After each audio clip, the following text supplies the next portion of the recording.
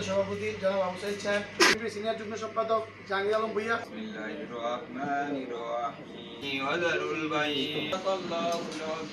সভাপতি সেক্রেটারি আসসালামু আলাইকুম। সিনিয়র সহসভাপতি জালাল হোসেন ভূঁইয়া এবং সিনিয়র নেতৃবৃন্দ। আল্লাহর দরবারে শুকর করি চেয়ারপারসন বেগম খালেদা জিয়াকে আমরা নেত্রী হিসেবে পেয়েছি। বাংলাদেশে একটা সুন্দর নির্বাচন মঞ্চে উপস্থিত আছেন, নেতৃত্বে বাংলাদেশ গঠন হয়েছে। বেগম খালেদা জিয়া অসুস্থ, যেন সুস্থ হয়ে আমাদের মাঝে ফিরে আসে।